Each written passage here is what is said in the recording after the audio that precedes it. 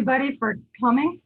I'm Nancy McWilliams. I have taught 1 day a week at the Graduate School of Applied and Professional Psychology at Rutgers since 1981. So I've been there a long time, but my full-time job is as a therapist. And what I'm going to talk about today, I'm seeing a lot of stuff happening on my screen, like Somebody's using the anecdotes on their scribbling. screen. Oh, okay. That's gone now. Thank you. Somebody was erasing me. At any rate, let me be sure. Whoops. Now the PowerPoint's not moving. And I'm getting scribbles again. Hold on a minute.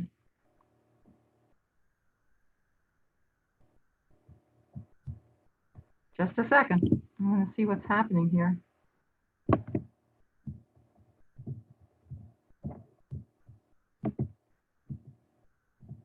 Scrabbles are people using annotates on their own screens and putting them onto yours. Okay. All right. It seems to be working again now. All right. I'll start.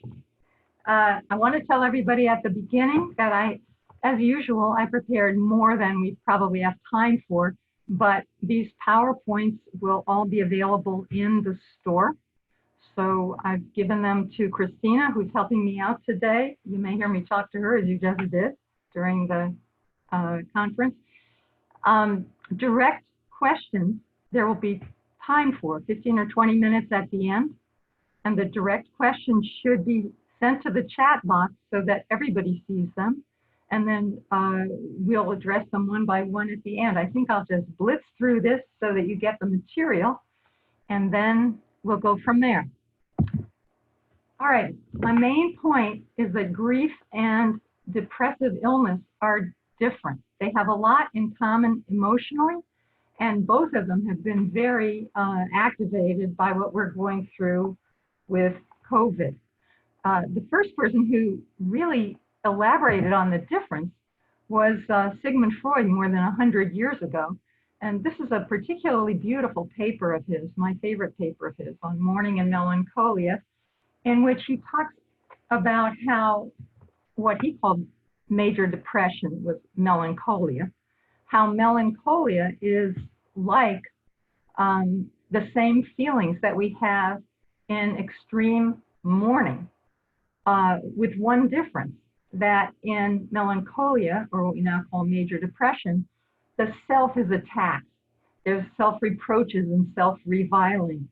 Later on, and I'll cover this later in the presentation, we call that version of depression an introjective depression in the psychoanalytic community.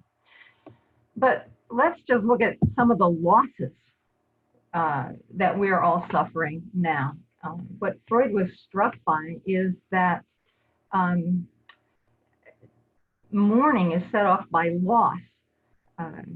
Melancholia, you often can't find a loss unless you look for it in psychotherapy, and then sometimes you do find it. But here are some of the losses we're all going through. A lot of deaths, families unable to say goodbye to dying members, which makes them feel horrible. Widespread economic loss, people losing their jobs. Lots of peer relationships that have disappeared. Virtual is not the same as being with people, as you all know. We've lost some of our freedom just to go where we want to go. We've lost authentic face-to-face relatedness, and there was terrible experience for people graduating from high school or college or anything this past spring. The usual rituals that allow us to go through things and do our usual mourning and looking forward disappeared. People are also having to grieve their previous plans for the future because the future is looking a lot different. So let me go over the differences between depression and normal grief. And a premise of this talk is that we've gotten very sloppy about differentiating between normal sadness and depression. And I'm going to give you some ideas about how we got there. But first, let me talk about the differences. In normal grief, you know why you're sad. You've had a loss. Someone has rejected you. Someone hurt your feelings. You've been criticized. Something has happened to you that has been very painful. In depression, sometimes you know what set it off, but very often you don't know what set it off, especially with the more major kinds of depression that people often fall into with no sense that something kicked it off. In normal grief, it's the outside world that feels bad or empty. You've lost a person, or you've lost a homeland, or you've lost your language. There's something outside the self that makes you feel a terrible sense of pain. In depression, in contradiction, it may be set off by the loss of something in the outside world, but it's the self that feels bad or empty. When it feels bad, it's that self-reviling that Freud talked about. When it feels empty, it's more like existential despair. What does it all mean? There's something wrong with me. I'm useless. I'm ugly. Or in the interjective version, I'm bad. I'm evil. I'm taking up too much space. I don't deserve to be on the planet, and so forth. So it's the self that's bad, not the world. A critical other difference is that in normal grief, and those of you who've had a major loss, think about your period of bereavement and mourning. The feelings come in waves, and between the waves, you can function okay. You'll be going along fine, and then you'll pass a place you used to be with a person who's lost, or it will be that person's birthday, or it'll be the season where certain things used to happen that don't happen anymore, and all of a sudden you'll plunge into horrible pain. Then you'll slowly come out of it after some grieving, and you'll be okay again, and then you'll plunge back under the wave. With depression, one of the most cruel things about it is that the feelings are chronic and constant and unremitting, and you don't get any relief at all. And if you try to talk to somebody about how bad you feel and they misunderstand you as just being sad, they'll give you advice like, well, you know, try to think about good things, or it'll be over soon, which is not necessarily true. Or can't you distract yourself? Or at worst, you're being kind of self-indulgent. So if they misunderstand you as grieving when you're in a depression, it just makes it worse because you can't get out from under the depression. The depression is like, it completely enfolds you. Again, back to normal grief. If you are in a normal grief state, you're very sad. You're as sad as you are in some kinds of depression. But there are some things that you can learn how to do to get yourself out of it. Some people use music, some people talk to friends, some people use athletic pursuits. And as long as they're doing what they like to do, they can distract themselves from their grief. When I lost my husband of almost 40 years, about 15 years ago, I was helped by work. I really felt okay as long as I was working. That had meaning for me still.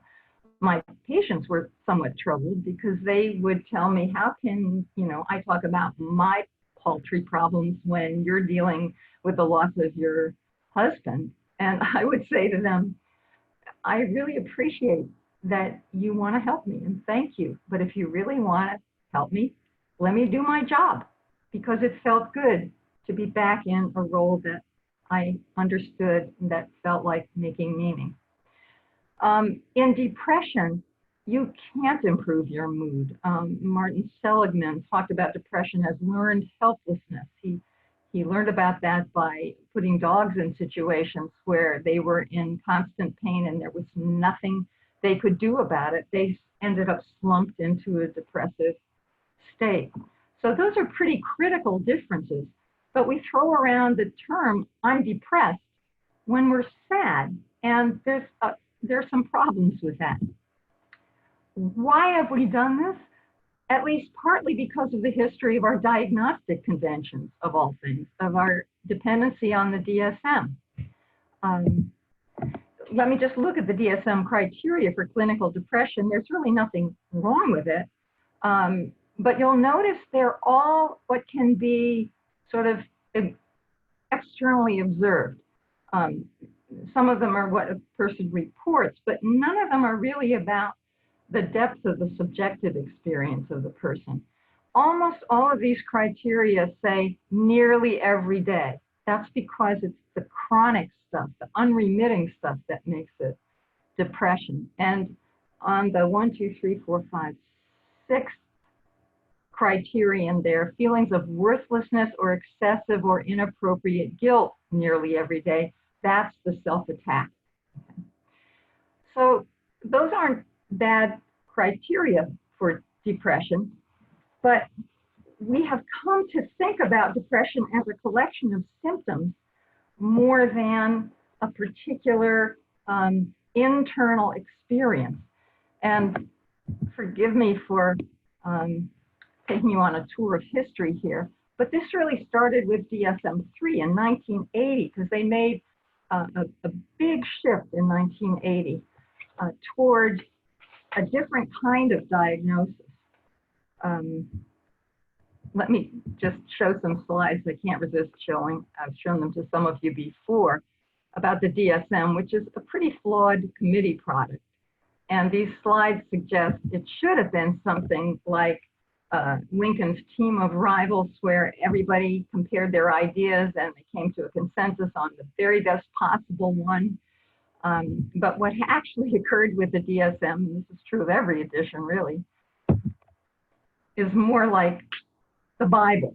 The DSM is sometimes described as the Bible, and the DSM is a flawed committee product of a bunch of symptoms that often hang together. So we reify things this way. So we don't say I'm sad, we say I have depression, as if depression is a thing that you get, like the measles. And that's not wrong when you're talking about major depression, which certainly has very strong biological elements, but it's wrong when you're talking about sadness. You don't have depression, you are sad. The decisions that were made in 1980, I'm going to go really fast over these because if you're interested in them, you can get the slides. But the decisions they made about the kind of language we would use about internal mental suffering were an attempt to make certain kinds of research easier, to avoid debates about the meaning of symptoms because there were different theories about what symptoms meant, and to create a universally acceptable language. Up until 1980, there was kind of a psychoanalytic bias in the DSM-2. And by 1980, there were a lot of competing theoretical orientations. The beginnings of the cognitive behavioral movement, the family systems model, and biological psychiatry were the most important ones. So they wanted a language that everybody could use, irrespective of their favorite theoretical orientation. So to make research easier, if you want to do research on a particular problem, you have to have observable present versus absent criteria for it. You have to eliminate anything that complicates it. You don't want to talk dimensionally, you don't want to talk contextually, you don't want to talk inferentially, like what's the meaning of this? You just want to be able to check the boxes, is it yes or is it no? And the group that was pursuing this mostly were studying major depression and bipolar illness. What they rejected was dimensional diagnosis. Clinicians, and this is still true, whatever your theoretical orientation, tend to think about things not in terms of you either have it or you don't. It's in you or it's not. You're either borderline or you're not. We think in terms of ranges of things, and what makes something pathology has to do with its severity. So, you know, everybody gets a little borderline if they're under enough stress, but in the DSM, there's no way of framing that. They deliberately went back to the work of Emil Kraepelin, who pre-existed Freud, and tried to present present versus absent criteria. Now, most of us have a little of everything, and it's a matter of degree whether we want to come to a therapist to get help to relieve it, but that isn't represented in the DSM. It's funny, it creeps back a little bit. Like now we talk about the autism spectrum, because in fact, nature isn't carved right at the joints. And everybody does have a little bit of most things. And you can't talk about somebody having Asperger's being completely different from somebody having a little more severe autism. And so it creeps back in certain ways, but essentially it was rejected in 1980. Also, you can't find much in the DSM about context. Context helps define what's psychopathology.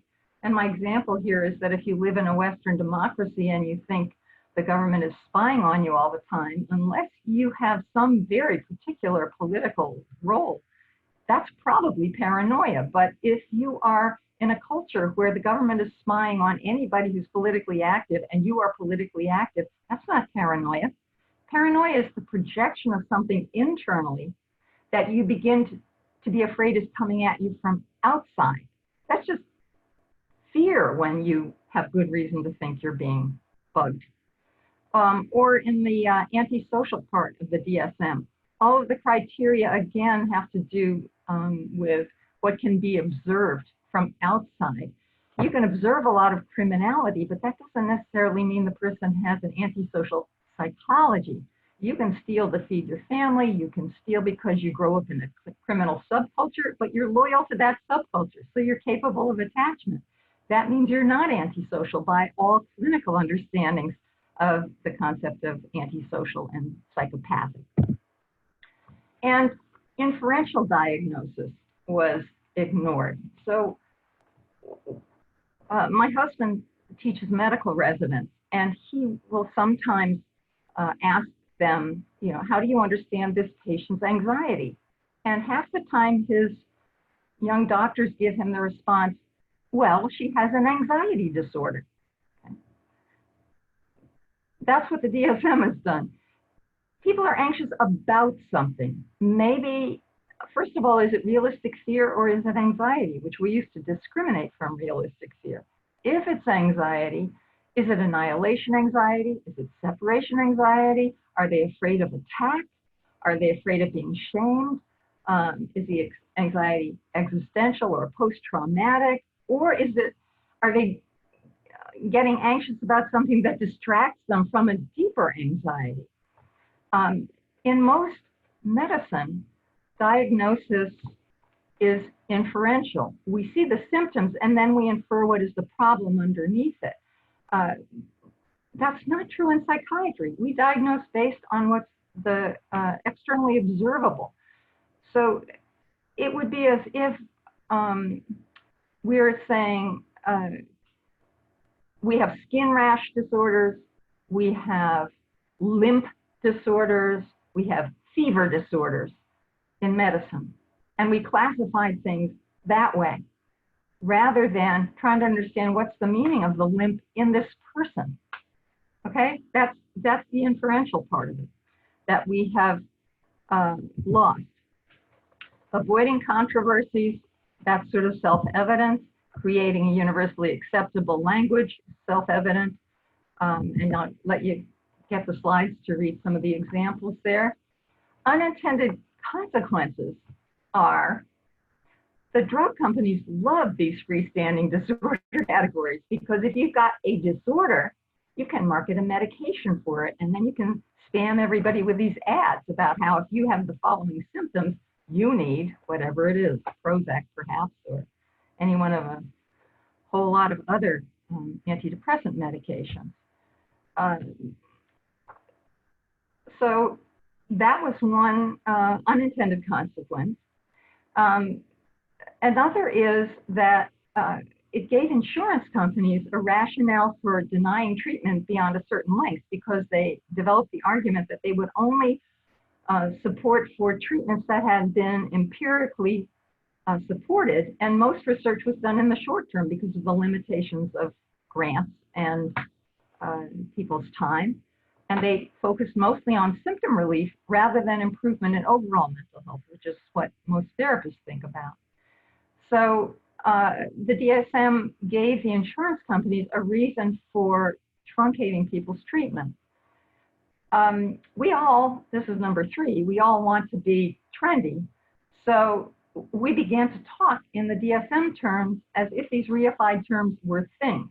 like people used to come to me and they'd say something like, I'm a very shy person and I want to get more comfortable with people. Now they come to me and they say, I have social phobia. Okay, it's a difference that alienates you from your own experience. People say they're paranoid when they're afraid, or they say they're depressed rather than that they're sad, which is what I'm talking about today.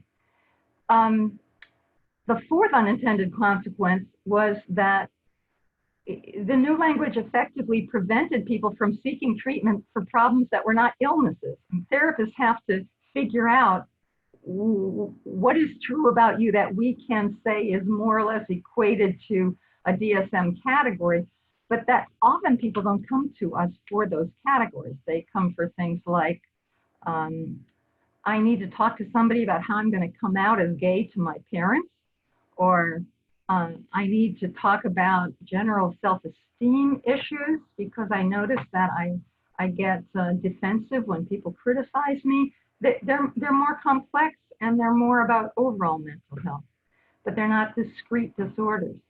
And the final unintended consequence was the conflation of normal mourning with depressive illness. In DSM-5, they eliminated the so-called bereavement exclusion. There used to be a diagnosis of normal bereavement, but the insurance companies basically don't want to fund psychotherapy for anybody who doesn't have a disorder. So in the effort to make it possible for people who've had terrible losses to talk to a counselor or therapist about it, the DSM-5 got rid of the distinction between normal bereavement and depressive illness. So there has been a backlash against this, as you can imagine, because that's really confusing a lot of things. Alan Francis, the head of the task force on DSM-4, really talked about how this has gone too far. So did Gary Greenberg. And here at Rutgers, Jerome Wakefield and his colleague Alan Horowitz talk about the loss of sadness, how psychiatry transformed normal sorrow into depressive disorder. You add to that a culture that's not very good about mourning and mourning rituals, and you have a lot of people very confused about how to deal with it when they are sad. This is just a quote about how the omission of the bereavement exclusion that seemed so crazy to people who wrote the books I just went over actually were efforts to help people to work with therapists, to help doctors, but you notice at the end of the quote, it puts a lot of emphasis on how you need to train primary care physicians about the fundamental differences between grief and major depression. And by the way, that's not happening. Complicating the issue, depression and sadness aren't mutually exclusive. You can be both. It's possible to have a terrible sadness that you don't grieve properly that becomes a terrible depression. It's possible to have a depression that, through working on it in therapy or a similar relationship, turns slowly into sadness and ends up grieving what needs to be grieved and turns into sadness rather than depression. So it's always a matter of clinical judgment where a therapist thinks you come down on the distinction between these two. They do overlap. So returning to normal grief, I know a lot of people have disputed or had criticisms of Kubler-Ross's model, but I have found clinically it's a pretty good model if you're not too rigid about it. In other words, these stages don't always come in this order. They tend to recycle again and again. But these elements of normal grief are things that I see all the time. The first reaction of most of us to any kind of bad news that pains us is denial. Just listen, the next time you give somebody really bad news, the first thing they're going to say is, oh no. Then often it goes to anger. If it's a death, the anger is often at the doctors or the people who took care of the person or the person for not taking care of themselves. Sometimes it's at the self, I should have known, but it shifts from denial to anger. Often, not always, there's a bargaining phase where you're making these deals with God. Please make this unhappen. I'll be a better person. If I do this, won't you change this? And when that fails, then you go into what Kubler-Ross unfortunately called depression. But it's really mourning that you go into at that point, where you really take in that this is real, that this happened. Then you move to eventual acceptance. And that is the beauty of the mourning process. At the end of the mourning process, you've accepted a painful reality. You're no longer suffering from it in the same way. And you're able to move forward and enjoy life, even though it's been a terrible loss. David Kessler, who co-wrote a book with Elizabeth Kubler-Ross, added a sixth, which is finding meaning. And that very much fits with my clinical experience. And I should have found the citation for this, but I didn't. A few years ago, after the death of his wife, Paulina, Otto Kernberg wrote a beautiful paper on mourning where he emphasized carrying on the mission of the person who has died.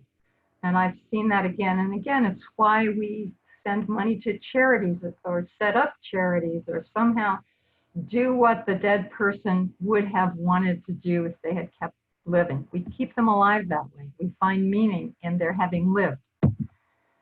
And this is a very recent book by David Kessler on this idea of finding meaning. It's based on his research, by the way. It's not just his clinical impressions. Let me go back to depression. There are different subjective experiences of depression. Sidney Blatt worked for 35 years on the internal differences between introjective experiences, which he first got interested in based on his studies of depression. This is the equivalent of Freud's diagnosis of melancholia. In introjective depression, the subjective experience is, I'm bad, I'm evil, I'm horrible, I'm guilty. Okay? It's my fault that this happened. It's my fault that I feel bad. The other version of depression, and again, these two also overlap, is anaclitic depression. That comes from the Greek word to lean on. And that's a depression that's much more about, I'm empty, I'm hungry, I'm alone, I need a connection, I feel despairing. What's it all about? It's not I'm actively bad, it's help, I'm alone. He later generalized about those terms. And this is his 2008 book. That's a wonderful book that takes us way beyond depression. But I also want to mention the moral injury issue. That's another depressive experience that's not captured well by Blatt's two alternatives. We've been paying a lot more attention to that in recent years. It's a post-traumatic kind of depression, and it has to do with damage to one's conscience and one's sense of meaning and a sense of betrayal of one's values, either by the self or by others. And I'll talk more about that in a minute. Let me talk first about Blatt. And one of the reasons that his work is important, and by the way, it's all based on very fine empirical research. This is not just clinical experience. Blatt talked about, based on his research, the implication of these two different versions of depression. And here they are described. In anaclitic, the sense is more shame than guilt. It's a feeling empty of anything valuable. The clinical implication that he found was that people with anaclitic kinds of depression in psychotherapy tend to start getting better quite soon. And what seems to help them is not anything the therapist says or has them do, it's the relationship itself. And that sort of makes intuitive sense. If you're feeling like you're all alone, and then you get a relationship where someone's very interested in you, you start to be less depressed. The downside of anaclitic depression is that patients with this kind of depression, when the therapy ends, they tend to get depressed again. Again, not surprising, but it has clinical implications. for me, the implications are if my patient who's depressed mostly has an analytic flavor of depression, I want to do long-term work with that person so that slowly they can internalize the sense of me inside them, or a voice, my voice inside them, um, sort of filling the void, because that's what happens in psychotherapy. You internalize a more comforting, more accepting kind of presence. Or if I can't work with them long term, then I spend a lot of effort helping them see that they're very reactive to loss, that we are animals that attach, that this is not horrible, that this is true about them. We all need connections. We're all finding this out during COVID. And if we have to do a short-term therapy, then we spend a lot of time figuring out how they're going to deal with their need for attachment once our relationship is over. Those are the implications for seeing your patient as more analytically depressed. Those patients who are more introjectively depressed, they tend much more toward guilt and shame, moral self-attack. They feel full of badness, evil, unworthy. Black found that it took longer in therapy before they began feeling better. And it did matter what you said. It wasn't just the relationship that helped them. You had to look at their cognitions. You had to make them aware that every time something unpleasant happened to them, they went to their default explanation that it's because I'm bad that this happens to me. And sometimes you might hook it up with their history. They made that assumption when they were young, because young children can't understand all the things that might be affecting people that they feel criticized by, or disappointed in by, or rejected by.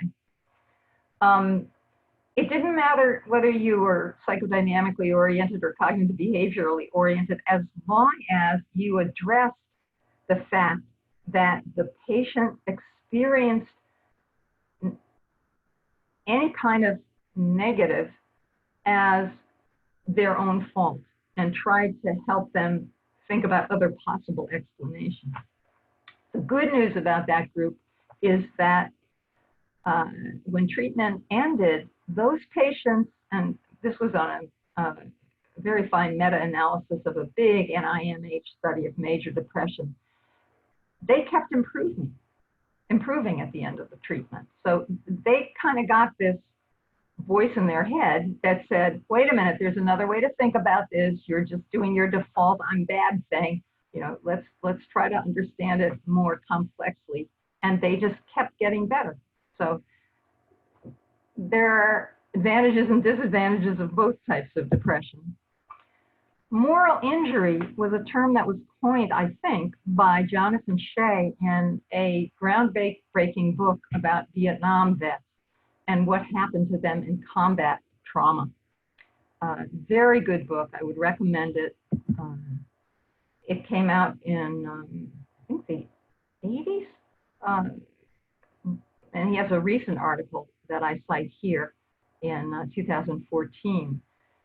Syracuse University is doing a project on moral injury, and their definition is damage done to one's conscious or moral compass when a person perpetrates, witnesses, or fails to prevent acts that transgress one's own moral beliefs, values, or ethical codes. The first time we saw this was in Holocaust survivors. We found out that people who had witnessed torture were more damaged psychologically than people who'd been tortured, because they hated themselves for not intervening. They hated themselves for whatever part of them was glad it was the other guy and not them that was getting tortured. It's a much more complex thing to deal with observing violence than to be the object of it. In Vietnam vets, we saw damage done to their sense of that their country was going to take proper care of them, one of the feelings, or that their country was morally right in what they were doing, or they watched horrible things or did horrible things and couldn't live with themselves. In recent research on children, we find the same things that they found with Holocaust survivors. Kids who witnessed domestic violence have a harder time recovering from it than kids who were beaten themselves. Again, seems a little counterintuitive, but it's because if you witness it, it's much more complex. If your father's beating you up, you hate the guy and you have fantasies of revenge. If he's beating up your mother or your brother, you feel you should be intervening, but what can you do? You're a kid, but you have the idea that you should save somebody. There's another part of you that's glad it's the other person and not you. You hate yourself for that. So you can see how much harder it would be to recover from that. Now we're getting a lot of reports, and the citation at the bottom of this screen is one of those articles about frontline workers in hospitals and nursing homes that aren't able to save people. And sometimes it has the quality of the Vietnam vets' disillusionment. They thought their hospital would give them enough protective equipment. They thought the government would take better care of them in this situation. They're watching people die. My husband worked at a hospital, and he's still doing support groups for the frontline nurses. It's a COVID hospital in Brooklyn, in a poor part of Brooklyn, and they had bodies stacked in the hall without enough body bags. And you can't imagine what this does to the nurses who can't save people and can't even treat the corpse with dignity. There's going to be a lot of post-traumatic stuff when this pandemic is finally done. This is a long quote by Eric Plaken. It came out literally 2 days ago. He wrote it in Psychiatric Times. It's about blocked mourning and the value of psychotherapy in turning pathology into grief, which many of us think is the central process in psychotherapy.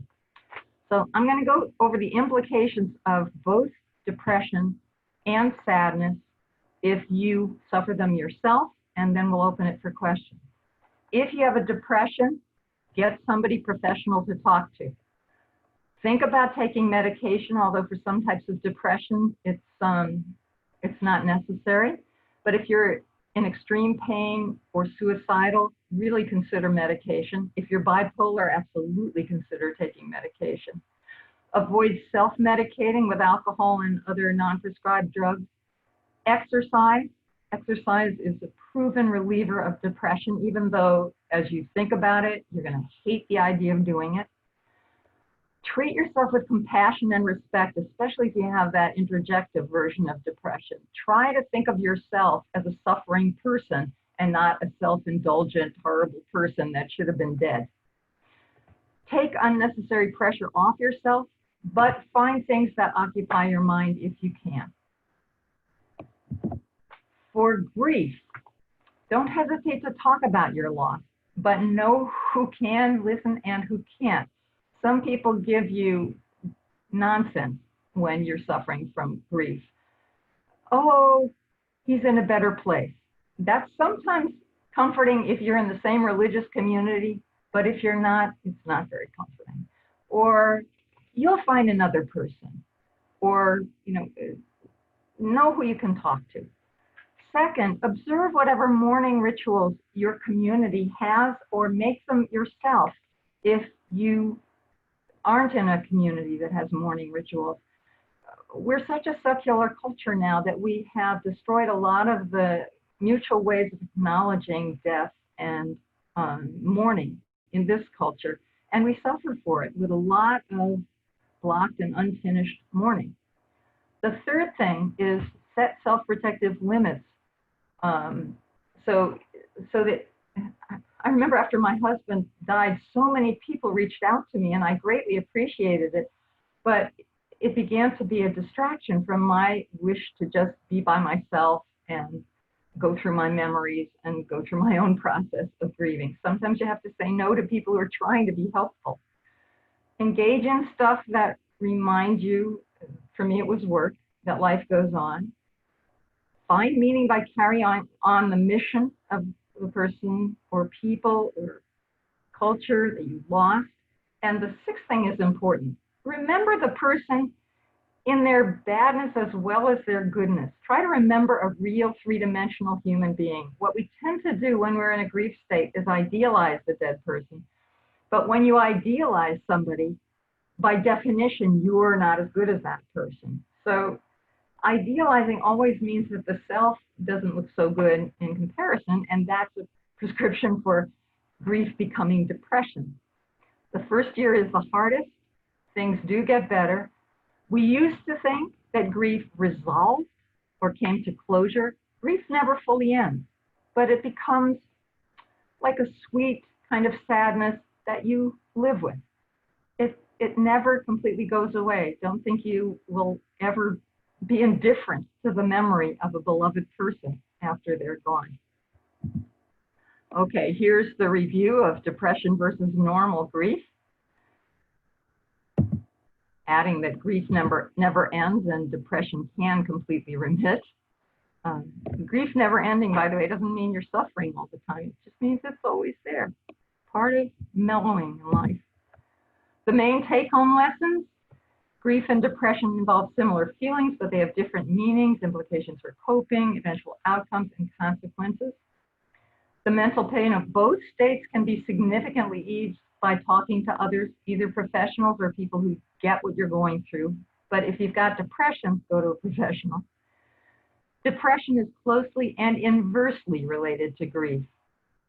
Depression is the eventual consequence of ungrieved losses, rejections, disconfirmations, and disappointments.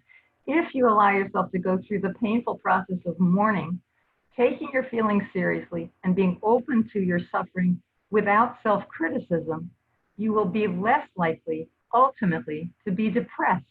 So in some ways, sadness is the opposite of depression.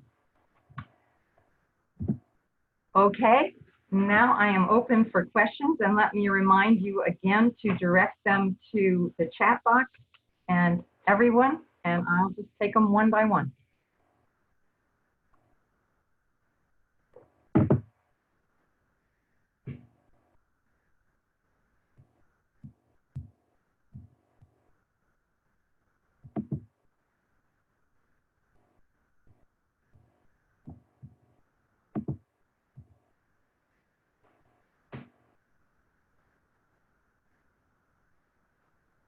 I'm not getting questions.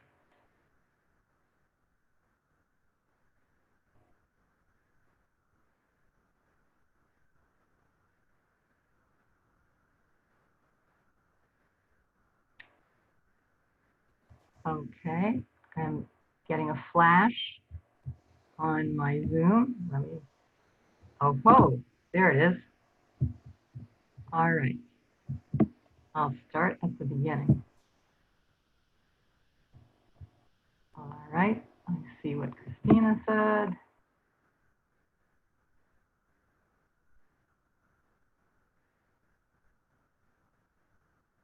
What is the difference between melancholy, dysthymia, and existentialism? Again, those words have been used in very different ways. Like in gender and feminist studies, there's a tendency now to talk about gender melancholia or racial melancholia, and that's not what Freud meant by melancholia. The term melancholy eventually meant something more like a bittersweet kind of mourning, rather than how Freud used it, which was what we would call major depression. Dysthymia is what they call less than major depression in contemporary psychiatry. Dysthymic is usually used as a term for mood. You have a dysthymic mood, means you're down in the dumps. You have the blues. It doesn't necessarily mean you have a major depression. It may mean you have a minor depression, or it may mean that you're just very sad with dysthymic mood, because that's what sadness is. Existentialism is a whole philosophy, and I can't represent it because I'm not really a scholar in that. But what's been called existential despair is a feeling of nothing matters, nothing is of any value. I don't make a bit of difference in the world. If you want to recover from depression or sadness, you have to find some meaning. learned helplessness is troubling. I understand not being able to overcome feelings of depression, but learned helplessness sounds like a choice or behavior. It's not a choice. A lot of learning is not a choice. For example, you know, if you're badly treated, you'll learn that the world is nasty. Okay? That'll be what you learn. If you don't choose to learn that. When Seligman came up with that formulation, he was shocking dogs and making it impossible for them to leave the cages in which they existed. So it's not a choice. It was not exactly a behavior. They just became limp. I mean, they had all the features that we can have identified with human beings who feel depressed. You know, they can't move, they have no energy, they have no interest in eating, or their sleep is disturbed, their sexuality is disturbed, nothing matters to them. Nancy, I apologize. It dumped me off for some reason, but I am on my phone. So I have, it looks like you just got to the existential, or it sounds like the Nancy's question. Yeah. Is that where you're at? I don't know what Learned happened. helplessness question was what I was just addressing. I'm sorry? I was just addressing the learned helplessness question. The questioner thought that the term sounds like a choice or a behavior you might have control over. And the worst thing about depression is you may have learned that response, but you don't learn it through volitional systems. You learn it really through your amygdala, which is the most primitive part of the brain. And it just overtakes you. It's not a choice. Would you like me to go with the rest of the questions? I have them. I apologize that I dumped off of the computer. Sure. Somehow I work a little bit better through the ears than through the eyes when I'm reading things. So, yeah. Okay. Good. All right. So the next question is in response to, this sounds like it came up in response to the DSM conversation. Well, technically is from Nancy. Technically, it is in terms about chemistry in the brain. We were talking about misdiagnosis and several different, how to go about diagnosing the two and all the different variations within the DSM. And she had also stated probably also can lead into anger management problems. I wrote down misdiagnosis during that part too. So those were two statements that came up. Professor D.C. Chin. Well, let me take those up. Okay. I'm not an expert on brain chemistry. I do know that there are chemical changes in the brain in both grief and depression, that medication helps. Psychotherapy also changes the chemistry of your brain. So there are different ways of addressing things. If it's a severe depression, you are going to need to do it at the biological level. You're going to need to do something. You'll probably need a mood stabilizer. In extremely severe cases, you might even need electroshock, which is much better now than it used to be in the bad old days. What was the second part of that? Oh, anger management. Anger management problem. There are some gender differences between people in how depression or sadness, either one of them, is managed. And it's more common for men to use anger as a defense against depression, especially against depression that involves shame. They would rather be furious at somebody than look at their own internal subjective experience. So a lot of people with anger problems do have an underlying depression. And in the extreme case of mania in a bipolar disorder, mania can manifest itself not just as happy, happy, happy, but as rage. So it's complicated, but that's not sadness. That's a real severe mental illness. And then we have Professor D.C. Chin. So I have two questions here. What about the circumstances of the person involved with the death of a spouse in grief and also a depressive has no family, no kids, and all very good friends are in faraway states, plus death of 2 good friends, plus 4 other family members in the first 8 months of the same year. Whoa. That's a lot. Yeah, I can't imagine that person not moving from grief to depression. It's too much.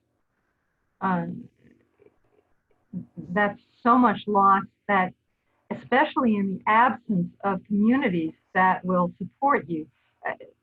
I didn't have time to talk about this at length, but communal support is very important during mourning. And people who feel that their religious community or social community takes care of them during that period of time do much better than other people. And if people are isolated, they don't have that way of coping with pain, and sadness can turn into depression. So I can't imagine with that description that you wouldn't have a depressive problem that you would do well to get help for. And then the second part of the question, or a second question that came in from the same person, is what if patient absolutely refuses any medications for any antidepressants or anti-anxiety or any other meds for grief or depression? Send them to a therapist anyway, because psychotherapy is helpful even without medication. And if the therapist is competent and sees that there's a great need for medication, they will try to find a way that that makes it more acceptable to a person who has a very strong sense of never wanting to take any medication. Sometimes friends can't do that as well as professionals. Okay. And then Steph C, can you have a combination of analytic and introjective depression, or exacerbate the other? They don't exacerbate each other. It's that I think everybody has some elements of both, but they tend to be weighted more on one end than the other. Enough so that you could do the kind of research that Sydney Blatt did. But during the course of a therapy, for example, I might start with somebody on their self-attacking responses to a loss or disappointment. And we might make some progress in that, and then their loneliness comes out, and we would work more on the analytic elements of it. So yeah, they're not mutually exclusive. Nothing's mutually exclusive. You know, that's why the DSM is a problem. It tries to treat things as if they're mutually exclusive. You have one problem, not comorbid with anything else, is the language. And I just never see patients like that. Shahida asks, does depression last a lifetime? Depression doesn't stop, so do meds continue nonstop as it may alleviate but not cure? That's a hard one. I don't know what cure exactly would mean. I mean, if you have a meaningful life and you're on medication and you have diabetes, yeah, you have a chronic problem, but you're coping with it. So you still have a depressive potential there, but you're okay. I mean, most of us, by the time we get into our 50s or 60s, have something that we're, taking care of. And depression doesn't end by itself, is probably what the slide should have said. Depression does end with professional help, or sometimes it just seems to remit, but leaving you vulnerable to having another depression. Sometimes with enough psychotherapy, you can resolve a depression, turn it into mourning, get over it, and not ever be depressed again. So it's complicated. Okay. So is there a correlation of analytic people and their lack of social circles?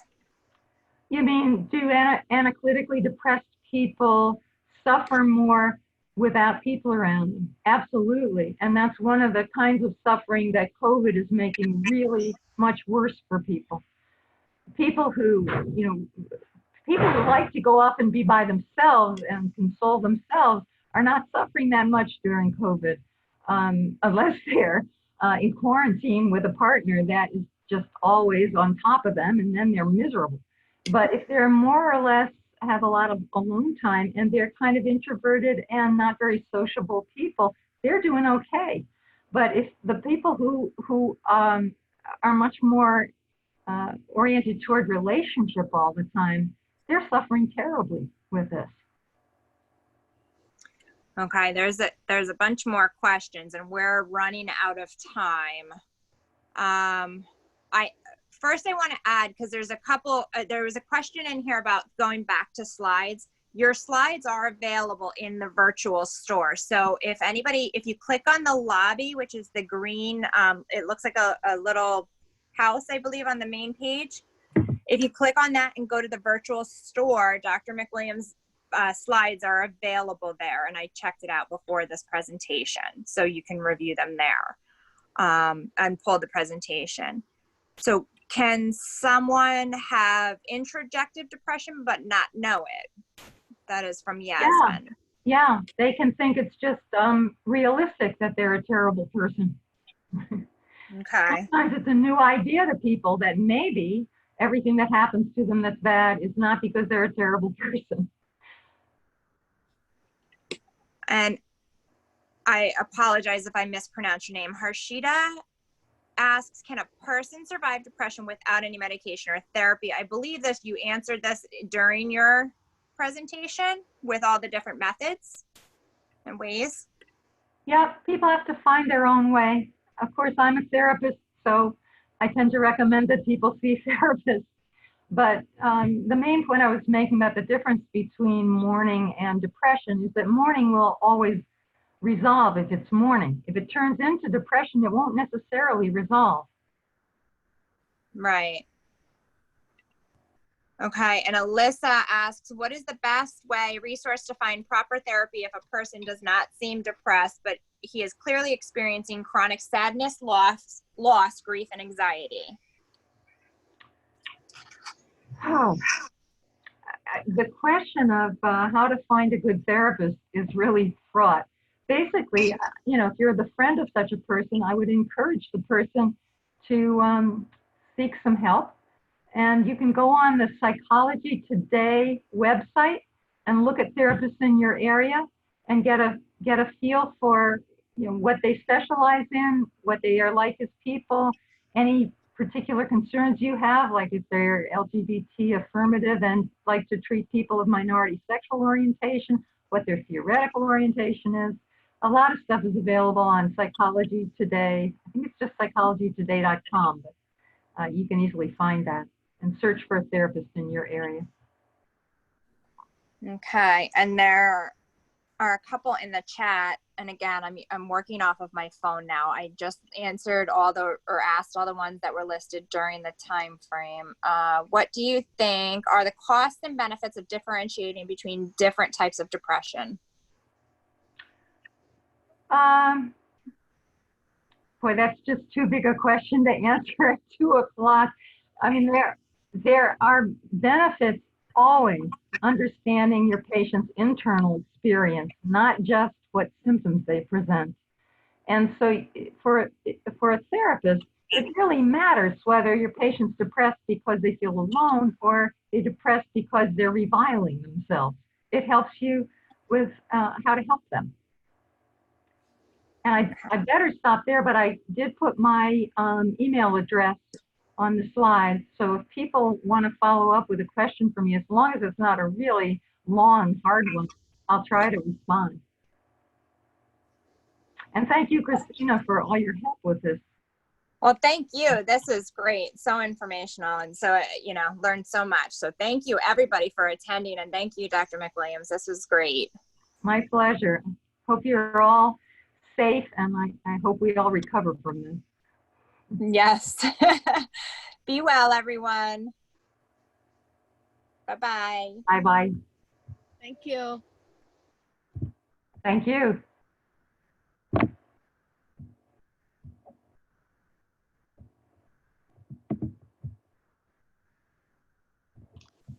Thank you. Very informative.